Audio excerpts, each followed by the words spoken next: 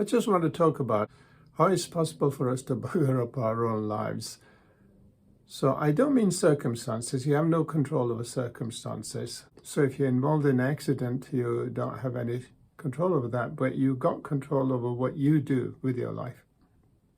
So how can you mess it up? Well, you could commit suicide. That would end it fairly quickly, and I can definitely assure you, you would have messed it up. But humanity, every one of us, seems to be messing up our lives on a regular basis without even giving it a second thought. So how do we do that? We do it one day at a time. Believe me when I tell you this is true. And we're doing it all the time, and we don't even realize we're doing it. Not everyone in this world is very, very effective at using their day well. So imagine you do not collect your invoices and put them in a spreadsheet, or your takings and expenses. If you do it on a daily basis, then when it comes to your accounts, it's nothing. It's trivial. You've already done it. You got the spreadsheets. You got all of the inputs and outputs, and it's easy peasy. You just give it to your bookkeeper or your accountant, and he or she will do the accounts. It's so easy. Same thing goes with day-to-day management of your own life. So if you are complaining about backaches, but you've never done any stretching, and it just requires a little bit of time on a daily basis to do that. But if you don't do it, and then you pay the price as you get older with aches and pains. If you wear high heels, the damage is done very, very slightly on a regular basis. But when you get old, then you get chronic back pain.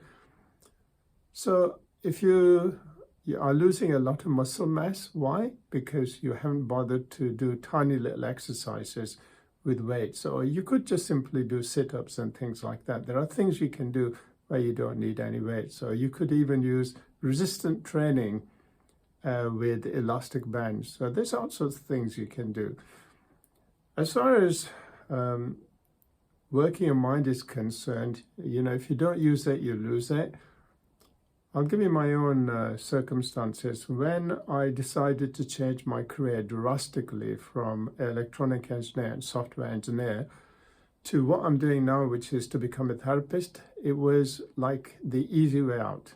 It was like, it's non-pressured, it doesn't pay you that much, but it's really not pressured, and it's the easy way of life, the way they did in American Beauty. He was in a very high pressure job.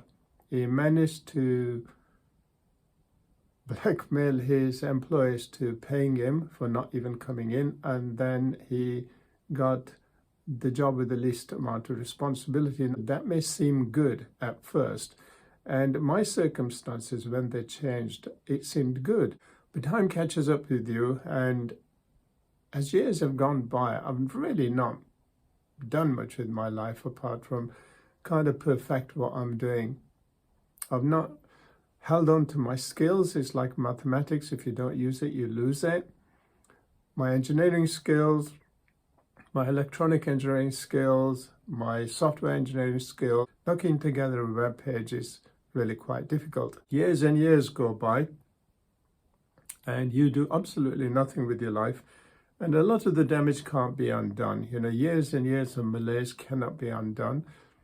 But how could you somehow change your life now? Okay, so you could actually throw the towel in saying it's too late, or you could do something about it, but how could you? What could you do?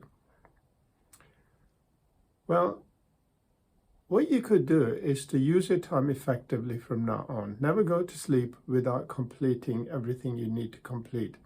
Never go to sleep or leave it too late, not making that call or those calls.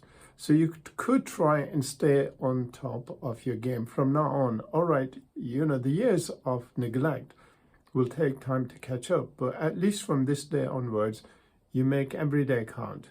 So if you got to do a video, you do it. You don't postpone it for the next day. It doesn't matter what gets in the way. Oh, you're feeling too tired, you don't feel like it. I don't care. All excuses are equal. You just get on with it. You do what you need to do on a daily basis. As you start to get on top of your game, you'll find that you'll have time to slowly chip away. Now, if you can imagine that you got a huge amount of neglect, then it's not going to disappear straight away. It's going to take time. So if you chip away at the old stuff as well, while you're doing the new stuff, then you'll find that you'll get more and more, you'll feel more and more in control. As you feel more and more in control, you'll feel more and more happier, contented, fulfilled. And so I used fear motivation to try and get me to go from procrastination to motivation, and it doesn't work. It may work with addictions, but it doesn't work with motivation. So last April, I scared myself shitless. And from April to the following April, I was pretty much suicidal. I couldn't see any reason for living. So I know that doesn't work. So I did my own research, found a way of correcting my brain dysfunction, and I got myself back on track. So it took a year to get myself back on track. And now I'm trying to build, but then of course the malaise and the rot that has been taking place of the last 20 years can't be undone straight away.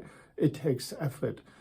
So when you make those habitual changes, it will require effort. Every day it will require effort for you to do the things you need to do in order to move your life forward. And then as you get on top of things, you will find that you can actually chip away at the old stuff that you've been neglecting. As you do that, you'll feel more and more control. And as you feel more and more control, you will find that you'll actually become happier and happier and more fulfilled. So really, the therapy I used was incorrect, and I've learned a huge deal by going through what I've gone through. And if I can actually put together therapy using the knowledge I have acquired and motivate people, take them from procrastination to motivation, and it has to be a completely different strategy from fear. It has to be something with happiness. And if I can do that, then I've got a system that pretty much everybody needs.